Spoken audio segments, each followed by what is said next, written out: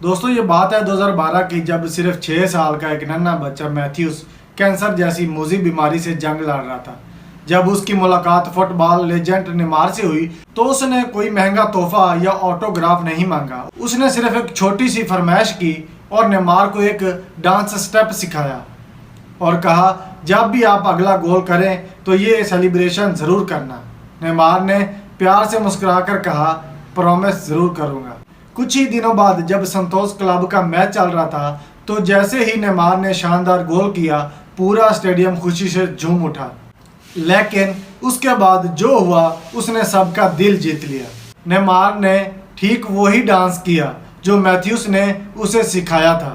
जब उस बीमार बच्चे ने टीवी पर अपने हीरो को वादा निभाते हुए देखा तो वो बच्चा खुशी से झूम उठा। फिर वक्त गुजरा और एक ऐसा मौजज़ा हुआ, मैथ्यूस ने कैंसर जैसी बीमारी को हमेशा के लिए हरा दिया और वो बिल्कुल ठीक हो गया। और वो 13 साल बाद जब मैथ्यूस 19 साल का एक नौजवान लड़का बन चुका था तो नेमार की उससे दोबारा मुलाकात हुई। इस बार वो बीमार बच्चा नहीं था बल्कि एक सेहतमंद नौजवान था। दोनों ने एक दूसरे को देखा और बगैर कुछ कहे बस गले लगा लिया। दोस्तों यही होती है सच्ची मोहब्बत और वादे की ताकत।